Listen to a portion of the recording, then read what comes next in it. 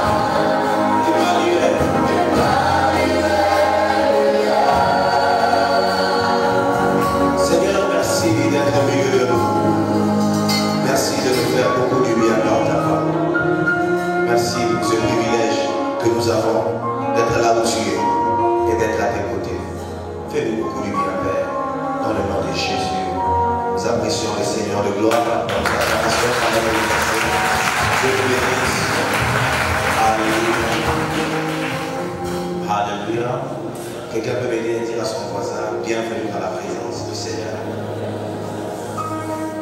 Alléluia. Alléluia. Alléluia. Alléluia. Est-ce que quelqu'un a la joie comme moi? Est-ce qu'on peut bénir le Seigneur?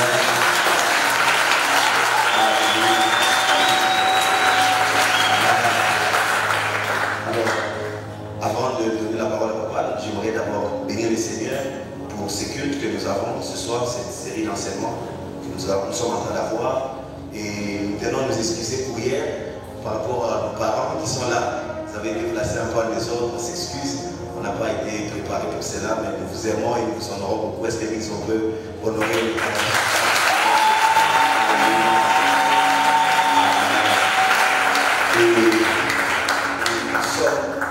Quelqu'un peut dire avec moi, waouh! Aujourd'hui, nous sommes doublement bénis. Papa est accompagné par maman. Est-ce qu'on peut bénir Dieu?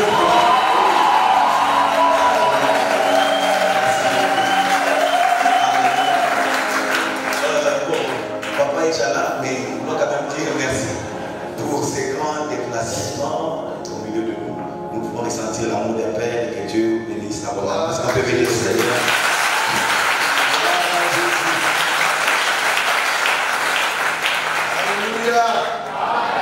Alléluia.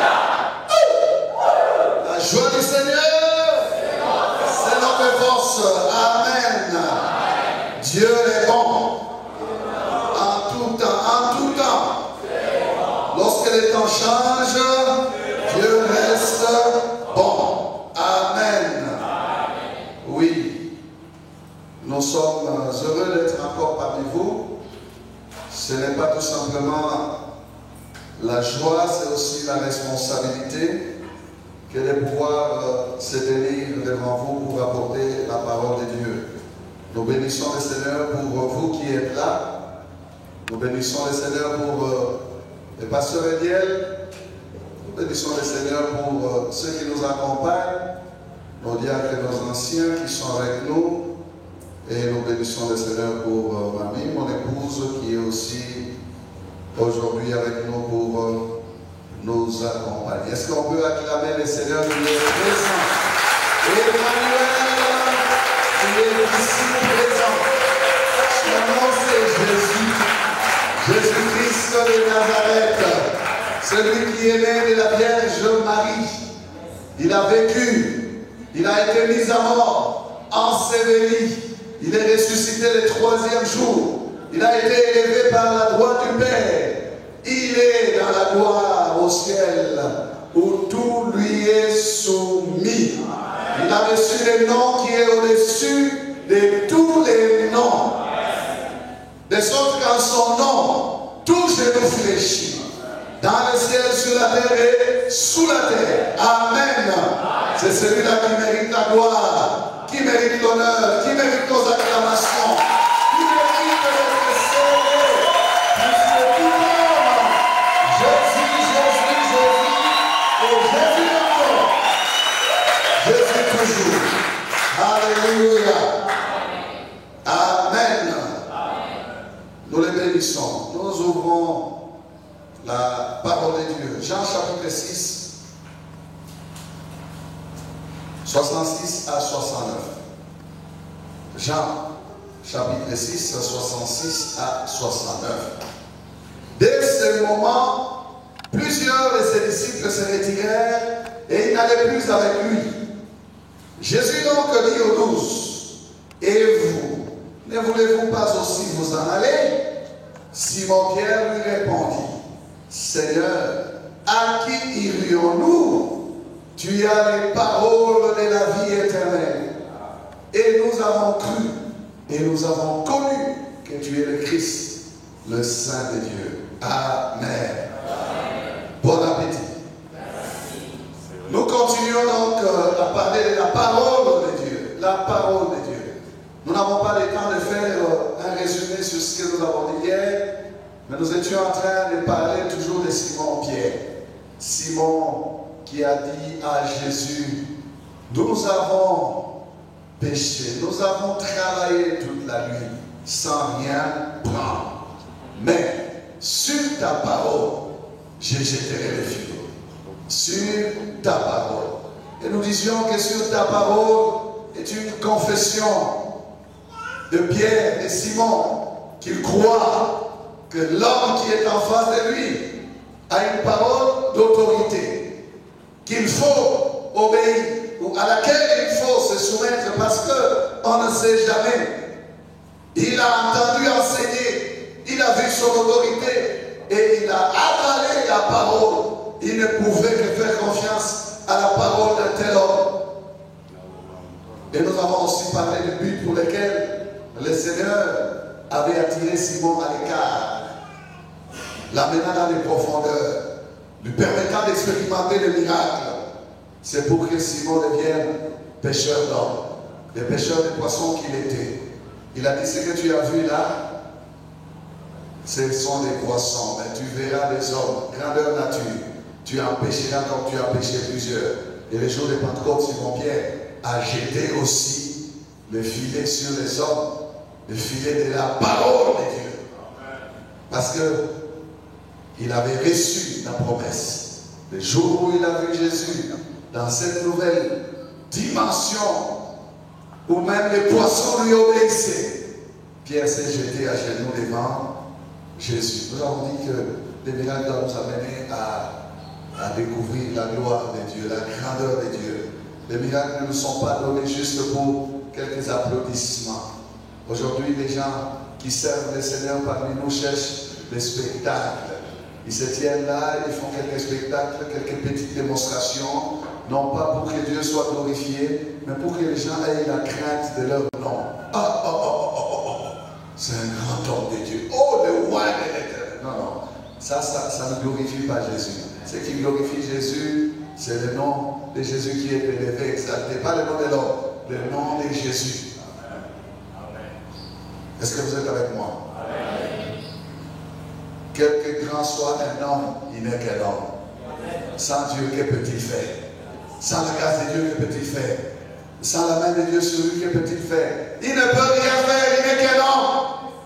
Et notre pasteur Jacques Vernon a l'habitude de dire, ou avait l'habitude de dire, qui suis-je? Je ne suis qu'un ver de terre, une poussière. Je suis poussière, je rentrerai à la poussière. C'est fini, c'est terminé. Et il est rentré à la poussière. Il n'est plus. Pourquoi faire des fiers inutilement? Ça c'est hier. Aujourd'hui, on a lu ce texte. Est-ce que vous êtes avec moi? C'est encore Simon qui nous donne la rampe de décollage. Nous continuons donc autour de la parole de Dieu.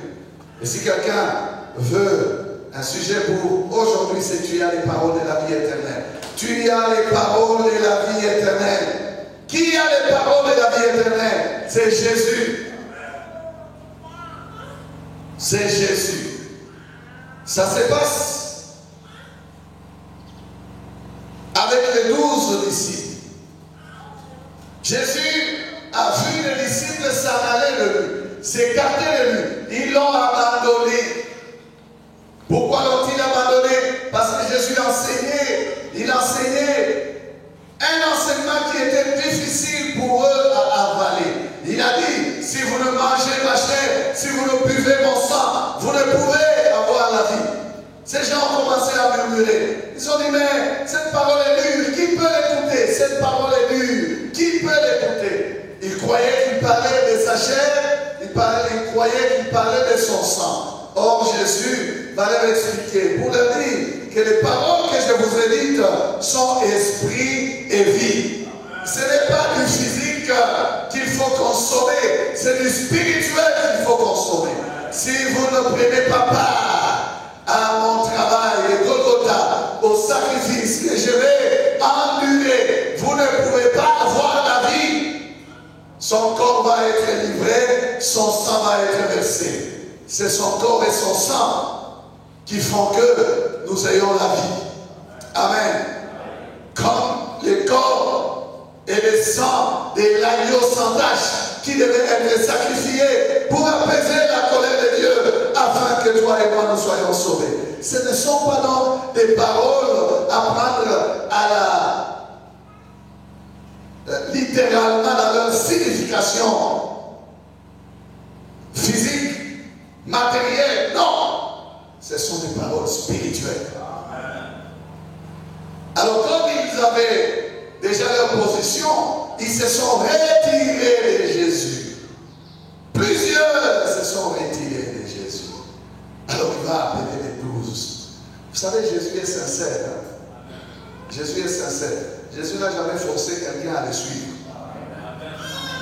Il ne nous a pas forcé à le suivre. C'est volontairement, il ne nous a pas forcé à le suivre. Il ne vous force pas à le suivre. C'est pour ça qu'il ne faut pas mélanger Jésus avec d'autres histoires.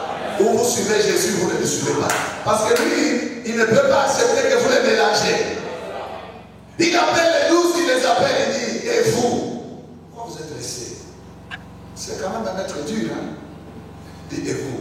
Ne voulez-vous pas vous en aller? Ah Jésus, les gens sont venus pour toi, tu leur demandes de partir, de te quitter. Mais c'est difficile. Il dit, et vous? Mais vos amis là, tout le monde est parti. Pourquoi vous vous êtes restés? Et comme dans cette classe-là, l'élève le plus brillant, c'est Pierre. Souvent, c'est lui qui donne les réponses. Moi, monsieur. Pierre, il répond. Il dit, à qui d'autre irions-nous? Hein? À qui d'autre irions-nous? Donc, quand Pierre réalise, vous savez, nous avons la pensée d'hier dans nos cœurs. Hein? Il est tombé à terre. Il a dit quoi? Éloigne-toi de moi, Seigneur. Pourquoi? Je suis un homme pécheur. Quand il réalise comment Jésus est venu à lui, quand il réalise où est-ce que Jésus l'a pris, il dit, non, Seigneur, à qui irions-nous? Tu as les paroles de la vie éternelle. Et nous avons cru, et nous avons connu que tu es le Christ, le Saint de Dieu. Alléluia. Tu es le Christ, le Saint de Dieu. En d'autres termes, Pierre dit, nous n'avons nulle part où aller, car il n'y a personne d'autre qui a les paroles que toi tu as. Qui a les paroles qui donnent la vie comme tu les as. Qui a les paroles qui peuvent sauver. Tu es le seul. Pierre dit que nous avons trouvé mieux. Nous ne pouvons pas partir. Frère, celui qui a trouvé Jésus, il a trouvé mieux. Il peut tout manquer, mais il a plus que les trésors. Il peut être pauvre, mais il est plus que riche. Il peut être mort aux yeux du monde, aux yeux de sa génération. Comme un jour, un jeune homme d'une femme l'a regardé, il lui a demandé, tu fumes? Il a dit non. Tu bois? Il a dit non. Tu as une petite copine? Il a dit non. Et cette femme l'a regardé et dit, oh, mort, si jeune. Alors le jeune homme l'a regardé et dit, non, au contraire, je suis ressuscité et je vis avec Jésus. Je suis ressuscité et je vis avec Jésus. Le monde peut te considérer mort parce que tu ne vis pas à la manière du monde.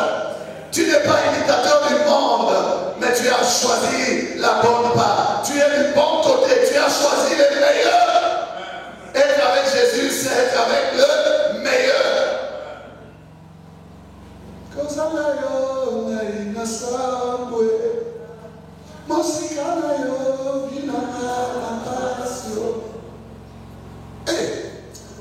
N'est-ce pas?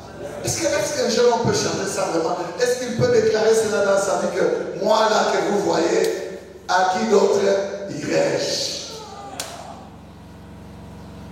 Un jeune homme, à qui d'autre peux-tu aller encore? Le terminus c'est Jésus. Amen. Tu es arrivé là où il fallait arriver. Amen. Écoutez, je ne te raconte pas des histoires, non.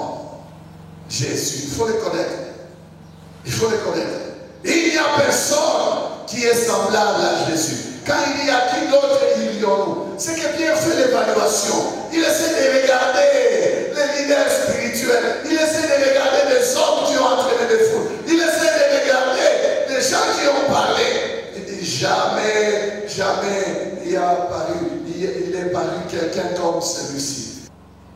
Et Pierre a raison. Il savait chez qui il fallait aller. Il dit même si, vous savez Pierre, c'est un violent. Il dit même si tu nous chasses, nous restons ici. Même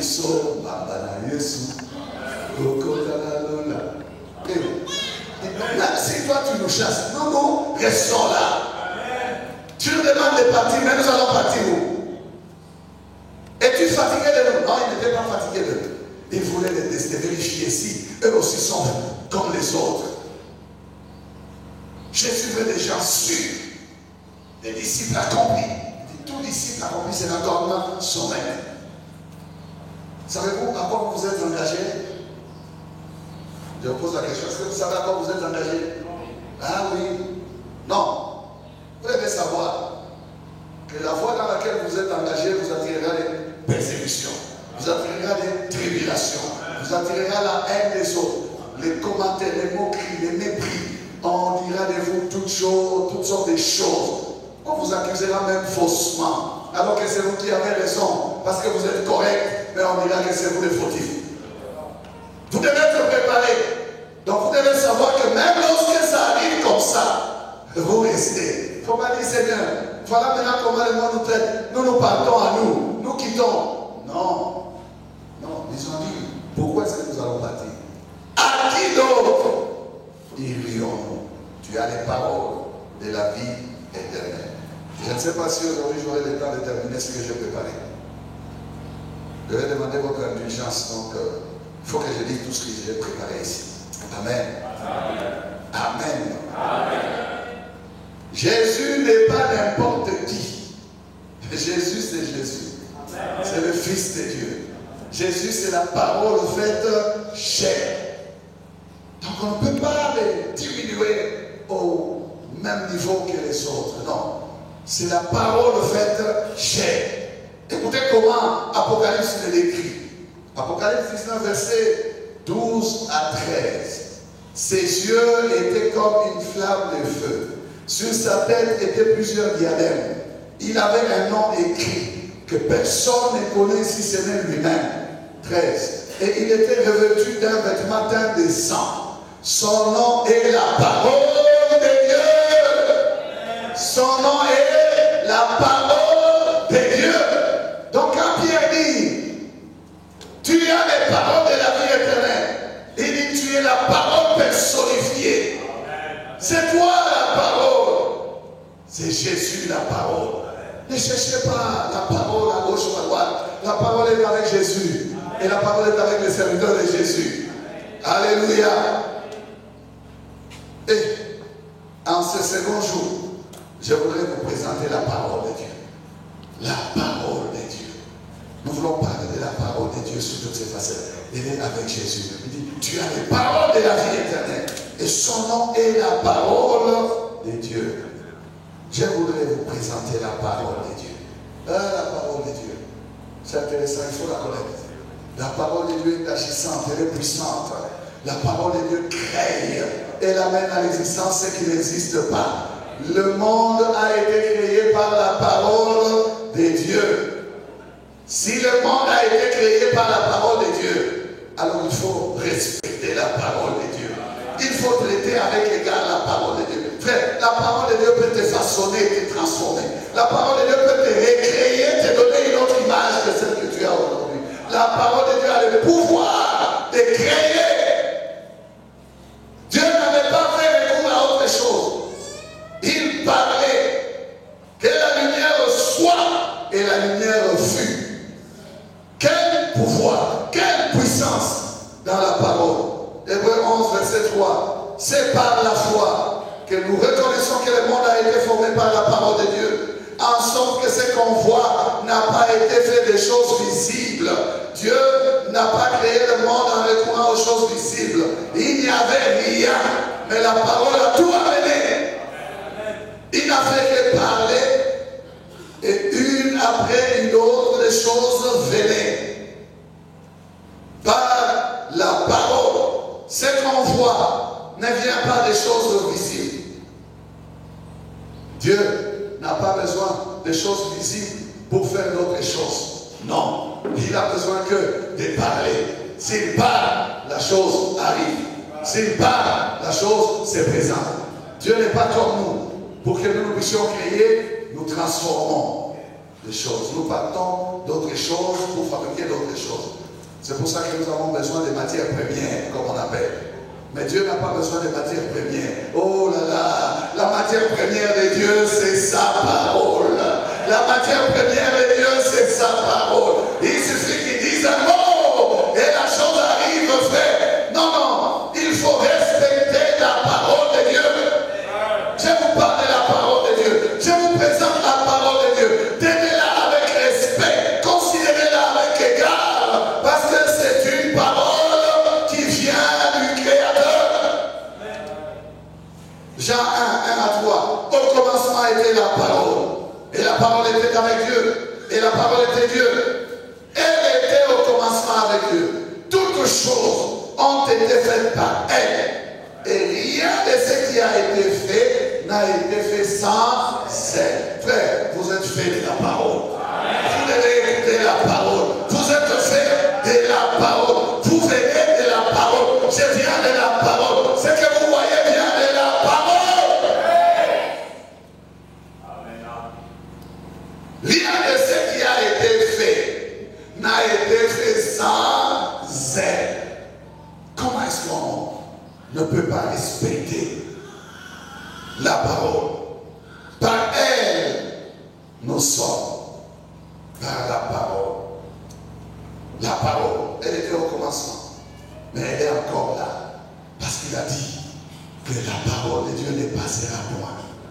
Les cieux et la terre passeront, mais sa parole ne passera point. C'est que la parole est encore là. Elle est encore là. Elle est encore là. La parole, elle est encore là. La parole de Dieu. La parole de Dieu. Nous que vous voyez là, c'est la parole de Dieu qui nous a façonnés. Informe et vide. La parole de Dieu est entrée dans notre vie pour commencer à nous donner la forme. Elle a commencé à travailler, elle a commencé à tailler, elle a commencé à... Elle est en train de bouleverser, tu pleures, oh, tu pleures, tu pries, tu cherches, tu fais, tu avances. Tu tends, tu t'élèves, tu te soumets encore à la parole, pas à pas la parole. Elle marche avec nous, commencez à la témoigner. On ne savait pas qu'on deviendra pasteur. Non, non, on sortait seulement pour aller gagner des âmes. Jésus t'aime. Est-ce que tu veux pas donner ton cœur à Jésus? Et petit à petit, comme ça, la parole nous conduit. C'est la parole. Jusqu'à aujourd'hui. La parole. Donc, quand vous voyez ce que la parole peut faire, frère, voyez aussi ce qu'elle a fait à moi. Ce qu'elle a fait à nous. C'est la parole. C'est la parole. Papa te, maman te. Nos côtés, ayate, kouloutoute, de côté. Rafiki, Mouyomba, Baba, Mama, Pana. Neno. Parole, parole, parole, parole, parole.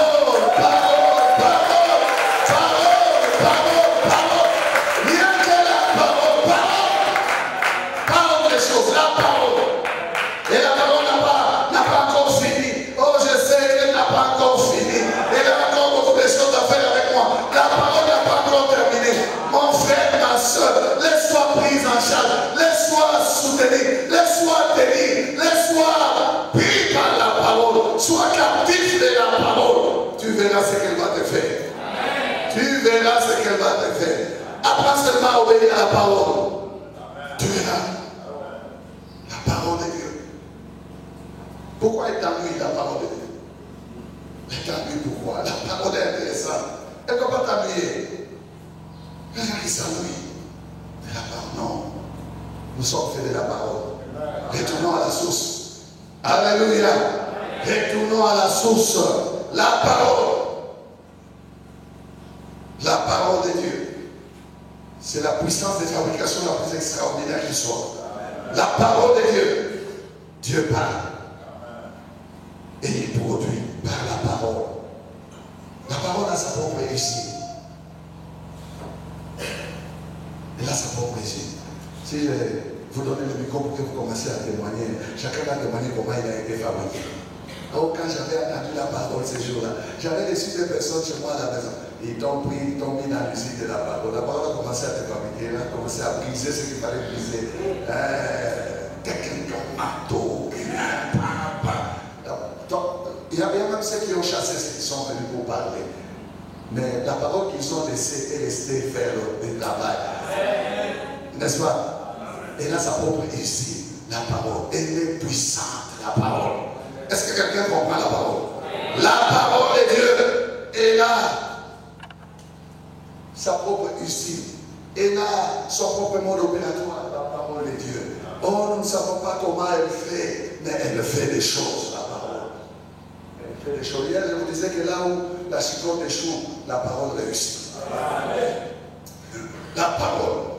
Elle a son propre mode opératoire. Hébreux 4, verset 12. Car la parole de Dieu est vivante et efficace. Plus tranchante qu'une épée quelconque à deux tranchants. Pénétrante jusqu'à partager âme et esprit. Qui peut séparer âme et esprit? Connaissez-vous un bistouri ou une bistouri? Comment? Médecin, un bistouri? Un bistouri?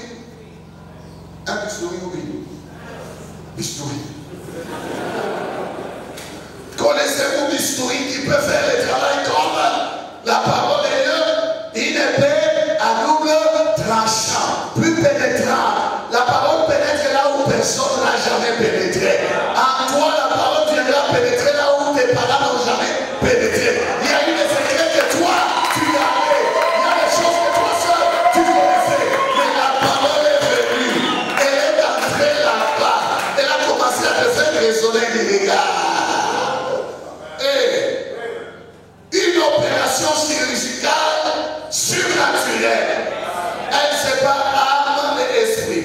Pourquoi doit-elle séparer âme et esprit? Parce que le païen, il n'a pas d'esprit. Son esprit est soumis à son âme. Son esprit est mort. Mais lorsque la parole pénètre dans le cœur de quelqu'un, elle descend. Elle commence à faire la séparation. C'est dans l'esprit que la parole va ramener à la vie. C'est dans cet esprit-là que l'homme va commencer à comprendre les choses de Dieu. Avec son âme, il ne comprend pas les choses de Dieu. Parce que l'âme, il est chargé de donner des injonctions à cette histoire ici. Le corps, à la chair. Tout ce que nous faisions quand nous n'avions pas la parole, c'était des choses qui étaient dictées par nos âmes. Nos esprits étaient morts. Nous étions morts par rapport à Dieu. Mais lorsque la parole est venue, elle a fait cette opération à nous. Elle a séparé l'âme et l'esprit. De sorte que l'esprit s'est réveillé maintenant en nous pour commencer à mettre Dieu à sa place. Automatiquement, là, c'est soumise à l'esprit pour que Dieu prenne la première place. C'est comme ça que tu es assis ici. Parce que tu obéis maintenant à la parole. Elle juge les sentiments et les pensées du cœur. Le psychologue ne peut pas faire cela. Le psychiatre ne peut pas faire cela. Il va te poser des questions, c'est ce que toi tu vas dire qu'il va t'appeler. Mais la parole n'attend pas que toi tu lui dictes quoi que ce soit. C'est elle qui va te juger. Et Jésus dit que cette parole que vous écoutez, si vous la rejetez, c'est elle qui vous jugera au dernier jour. La parole, pas autre chose. Alléluia. La parole. La parole. La parole de Dieu donne la vie parce que la Bible la présente comme étant une sémence de vie. Et Pierre, quand il parle, il dit que c'est une sémence incorruptible. Dans 1 Pierre 23, je crois. La sémence incorruptible. Elle n'est pas corruptible. Donc la parole, voilà pourquoi elle ne passe pas. Parce qu'elle ne peut pas se désaltérer. Les années peuvent passer, la parole garde sa fraîcheur. Les temps peuvent passer, la parole garde sa fraîcheur. Vous savez, nous recevons beaucoup de témoignages de la radio.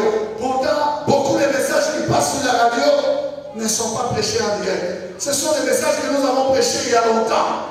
Mais les gens qui les écoutent reçoivent guérison. Les gens qui les écoutent sont sauvés. Les gens qui les écoutent sont édifiés. Pourquoi? Parce que la parole est une sémence incorruptible. Incorruptible, ça veut dire qu'il ne se détruira pas. Qui ne peut pas être corrompu. Les autres semences, quand vous les mettez dans des températures élevées, elles se détruisent. Vous ne les conservez pas bien. Prenez les maïs, mettez-les sous le pluie et puis mettez-les sous le soleil. En temps, vous allez voir les racines sortir là-bas. Semences corruptibles. J'explique semences corruptibles.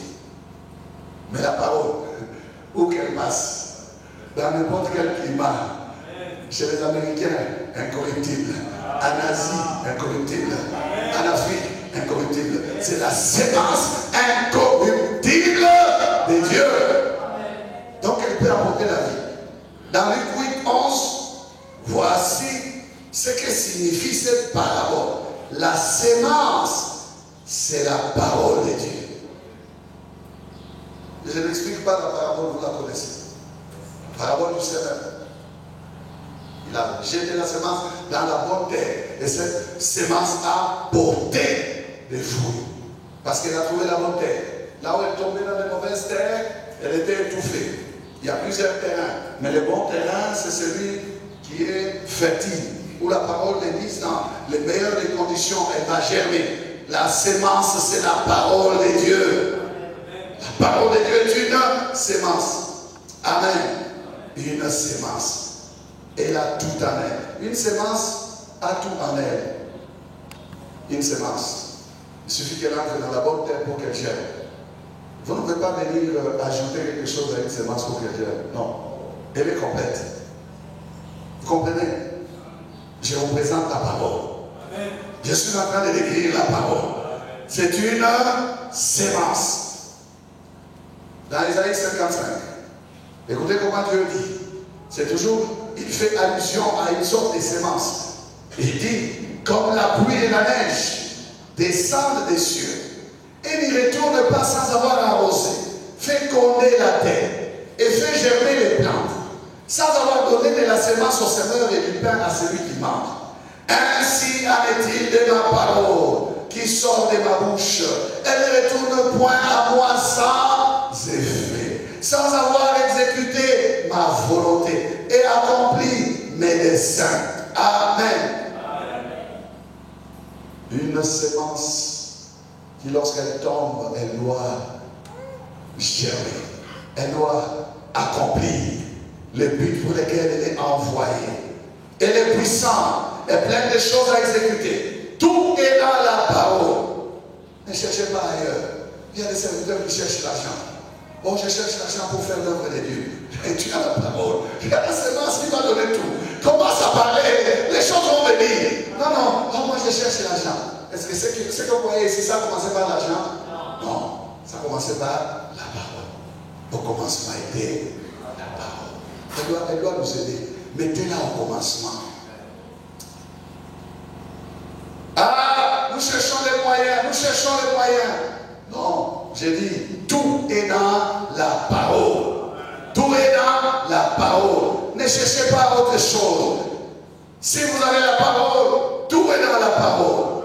Et là, on amène tous les programmes de Dieu. Écoutez comment Dieu dit. Il dit, quand elle arrive, elle a reçu l'ordre de réaliser tout ce que je l'envoie réaliser. Elle ne peut pas abandonner sa mission et revenir chez moi sans avoir fini la mission que je lui ai confiée d'accomplir. Il faut qu'elle accomplisse la mission. Est-ce que la parole est venue chez vous? Elle doit finir sa mission. Elle doit travailler. Elle ne peut pas rentrer bredouille auprès de celui qui l'a envoyé pour dire. Ils ont refusé. Nous n'avons pas accompli. Non. Frère, ne laissez tomber à terre aucune parole qui vous concerne. Ne la laissez pas traîner. Donnez-lui la possibilité d'exécuter. C'est pourquoi elle est venue chez vous. Ne la négligez pas. Parce qu'elle a le programme de Dieu pour votre destinée. Elle a le programme de Dieu pour votre vie. Cette parole que Dieu vous envoie en sa saison doit amener les fruits de la saison. Si vous la négligez, elle chaume, elle perd le temps, elle traîne. Dieu regarde et dit, ma parole n'est pas encore rentrée, mais qu'est-ce qu'elle fait? Il dit, oh non, nous n'avons pas trouvé encore de l'espace. Nous cherchons comment faire, nous cherchons comment finir. Donnez à la parole la possibilité de travailler. Est-ce que quelqu'un me suit très bien? Donnez à la parole cette possibilité-là. Si vous donnez à la parole la possibilité, vous allez voir, votre croissance sera aussi rapide. Il y a des gens qui viennent à l'église qui ne traînent pas comme les autres. Après, il est venu 2 ans après, il est déjà passé ici. Vous êtes venu il y a longtemps, vous commencez à venir. Oh, alors il y a pas ça.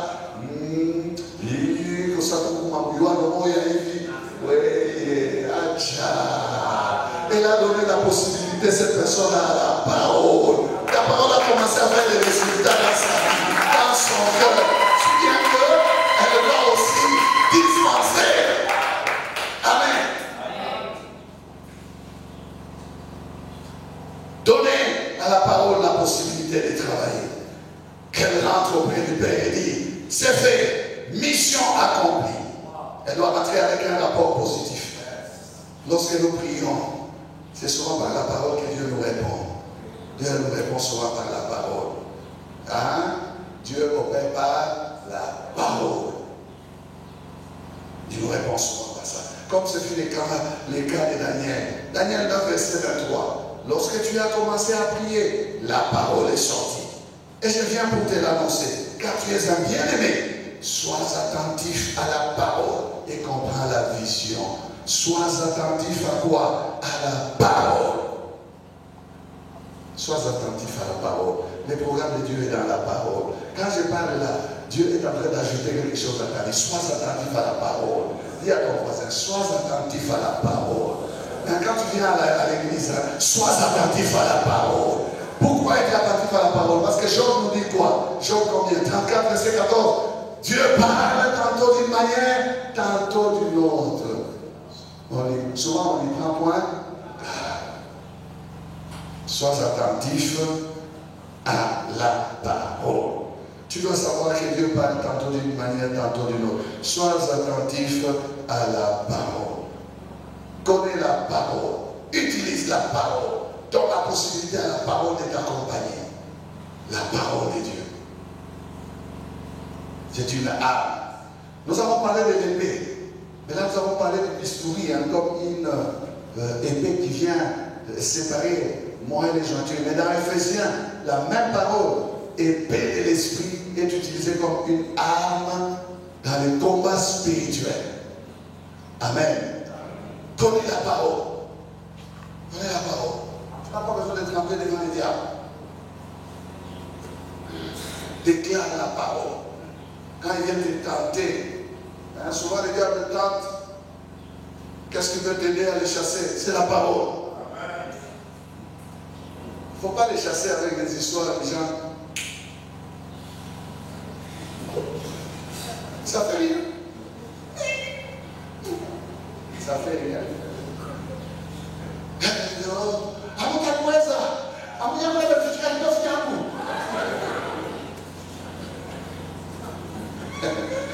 ne l'écoute pas ces choses-là. Il ne craint même pas. Il faut le dire. Quand il dit, oh, il est écrit, il est aussi écrit. C'est la parole qui les chasse. L'épée de l'esprit. C'est la seule arme d'attaque. Toutes les autres armes qu'il y a dans cette armure du combattant-là sont des armes de défense. Mais la seule arme d'attaque, c'est la parole. Apprenez à la manier face à l'ennemi. Hein? Il ne faut pas faire un slogan au télévision au Mopanda. Il faut l'utiliser, ce Mopanda. Ce n'est pas un slogan. Il faut réellement, quand tu pries, il est écrit. Il dit, il est écrit, toi aussi, il dit, il est aussi écrit. Il ne faut pas seulement lever comme ça, il faut attaquer. Est-ce que je parle à quelqu'un? La parole de Dieu, une arme d'attaque. Je vous présente la parole de Dieu. Est-ce que je saurais terminer de vous présenter la parole de Dieu? Je ne pense pas. C'est Ephésiens 6, 17. Partie B. Et l'épée de l'esprit qui est la parole de Dieu. Car l'ennemi t'assaille, résiste-lui par la parole de Dieu. La parole de Dieu te rend capable de lui tenir tête. Parce que plusieurs fois, il profite dans l'ignorance de certains. À cause de l'ignorance, il tremble devant des choses devant lesquelles on ne pouvait pas trembler. On tremble pourquoi? Parce qu'on ne connaît pas la parole. Et il prend les gens comme ça au dépourvu. Dieu a-t-il réellement dit? Dieu de vous sauver. Tu dois connaître que Dieu a dit réellement. Amen. Tu dois connaître. Parce que lui viendra te dire, oh, Dieu a-t-il réellement dit? Tu vas te dire, oui, Dieu a dit. Et tu dis exactement ce que Dieu a dit. Il va te faire douter. Mais toi, tu dois connaître. Elle te rend capable de tenir tête à l'ennemi. Il ne pourra pas profiter. Parce que toi, tu n'es pas ignorant. Tu vas vérifier si tu connais. Va chercher à tordre les Écritures. Jésus, c'est le meilleur exemple des tentations, de la victoire sur les tentations. Matthieu 4, Luc 4, vous avez tout ça là, vous allez lire.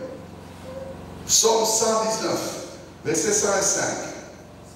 Ta parole est une lampe à mes pieds et une lumière sur mon sentier. La parole de Dieu nous donne la direction. La parole de Dieu contient la vision aussi. Elle est en même temps une vision de loin. Elle nous aide à voir la vision de loin et la vision de près. Une lumière sur mon sentier. Elle m'aide à voir plus loin. Lumière sur les sentiers. Mais elle m'aide aussi à voir plus près. Lampe à mes pieds. Les deux sont en elle. Je peux voir de loin. Parce que la parole m'éclaire. Et je peux aussi savoir où je pose mes pieds. Parce qu'elle m'éclaire de plus près. Une lampe à mes pieds. Pas à pas, la parole doit nous conduire. Nous devons nous laisser conduire par la parole de Dieu. Que ce soit plus près ici, que ce soit au loin là-bas. Tout est dans la parole. Je le répète encore. Tout est dans la parole. La parole de Dieu est une nourriture pour nos âmes. La parole de Dieu. Jésus a dit, l'homme ne vivra pas que du pain, mais de toute parole qui sort de la bouche de Dieu. Voilà pourquoi moi quand je prêche, je dis bon appétit. Parce que c'est une nourriture. Il y a beaucoup de personnes, vous les regardez, il est bien habillé, il est costaud, il a un embonpoint, il a les bonjours la vie. Vous connaissez les bonjours la vie? Non. Vous les connaissez? Des histoires qui gonflent ici. C'est ça les bonjours la vie. Il est gros, il a des histoires qui font rien. Ça c'est l'apparence extérieure. Vous les voyez bien. Mais quand vous les regardez spirituellement au-dedans, il est poisson encore. Parce qu'il ne mange pas. Il ne lit pas la parole. Il est affamé. Ça fait longtemps. Il y a plusieurs qui ne lisent la parole qu'à l'église. Ils sont poissons pour eux, affamés, squelettiques. Donc quand l'ennemi fait ça, tu peux tomber. spirituellement, tu n'as pas de poids. Tu as 14 kilos. Alors que physiquement, tu as 88 kilos. 92 kilos. Mais spirituellement, tu as 14 kilos. Tu ne pèses pas. Est-ce que je parle à quelqu'un? La parole est une nourriture. C'est Matthieu 4,4. L'homme ne vivra pas de pain seulement, mais de toute parole qui sort de la bouche de Dieu. Oh, le temps est parti. Je n'ai même pas fini. La parole de Dieu est une nourriture. Vous avez l'apôtre Pierre qui nous dit que nous devons désirer le lait pur et spirituel. C'est la parole. Les Hébreux nous disent que nous ne devons pas rester seulement dans les choses, des rudiments du début. Nous devons devenir des maîtres pour prendre de la nourriture solide. C'est la parole. Il y a une nourriture solide pour ceux qui sont mûrs. Et il y a du lait pour ceux qui ne sont pas encore mûrs. Comme les enfants désiraient le lait. C'est par lequel vous allez croître. C'est Pierre qui parle comme ça. Vous allez grandir en prenant ce lait-là de la parole. La parole de Dieu. La parole de Dieu est de l'eau qui nous lave, nous purifie. L'eau de la parole. Jésus utilise l'eau de la parole pour laver son église. Il la sanctifie par l'eau de la parole. Il nous rend blanc par la parole. Et dans Jean 17, lui-même, il a dit, Père, sanctifie-les par ta parole, car ta parole est la vérité. La parole nous sanctifie, nous lave, nous rend purs. Et qu'est-ce qui nous montre que nous devons nous arranger? C'est la parole. Quelqu'un qui est déterminé à mettre sa vie en ordre, c'est la parole qui nous révèle qu'il n'est pas en ordre. C'est la parole qui lui renvoie les reflets de l'image qu'il doit avoir. La meilleure image de Christ, nous l'avons par la parole. Amen. Et c'est pour cela que Dieu a laissé. Le Seigneur a choisi les hommes qu'il a laissés à l'église pour qu'ils puissent vous donner cette nourriture, ce pain. Que vous soyez forts, que vous soyez propres, sanctifiés, lavés, tout ça, pour que vous puissiez devenir semblable à qui? À Christ. L'église de soit une église à mendicité. Il y a une dignité pour le ministère. L'apôtre Paul refuse de prendre les dons des Corinthiens pour que l'évangile ne soit pas blasphémé. Il accepte les dons de ceux qui sont au loin, qui lui envoient des dons par eux-mêmes, pour qu'ils fassent des ministères chez les autres. Mais quand il va les quitter, il est loin. Il va les écrire aussi. Vous aussi, hâtez-vous de participer à cette problème-là. Hâtez de participer aussi, parce que il faut que vous puissiez imiter les Macédoniens. Leur pauvreté extrême a produit de riches libéralités. Il leur donne l'exemple des Macédoniens. C'est la parole. Élève ta voix et prie dans le nom de Jésus. Élève ta voix et prie dans le nom de Jésus. Arrête de commencer à tourner à gauche et à droite, à chercher des pseudo-solutions auprès des hommes, pendant que la parole de Dieu est disponible. Elle coûte moins cher. 10 000 fois tu peux te trouver la parole de Dieu. À 10 000 fois tu peux être en contact avec la vie. C'est cette parole-là qui amènera la vie dans ta famille, dans tes projets, dans ton mariage, dans tes études. Cette parole peut commencer une nouvelle histoire avec toi. Est-ce que tu peux désirer la parole de Dieu? Il n'y a rien de plus solide, il n'y a aucun fondement solide que la parole de Dieu. Tout ce que nous entendons peut passer, mais la parole de Dieu a la garantie de Dieu qu'elle ne peut pas rentrer à lui sans produire le fruit en nous. Et les fruits qui correspondent à sa volonté, pas nos ambitions, pas nos motivations, à sa volonté à lui. Seigneur, nous voulons que ta parole aborde en nous. Et dans cette jeune église que nous sommes, nous voulons être une église, oh Dieu de grâce, un peuple qui est bâti sur ta parole, oh Dieu. Apprends-nous à manier l'épée de la parole, oh Éternel. Apprends-nous, oh Dieu de grâce, à nous nourrir de la parole de Dieu. Apprends-nous à nous mirer constamment dans ta parole, oh Éternel. Qu'est-ce qui peut nous soutenir dans ces temps difficiles dans lesquels nous passons, si ce n'est ta parole, oh Éternel? Ne nous laisse pas être des chrétiens, oh Dieu de grâce, de nom, mais laisse-nous être des chrétiens de parole. Laisse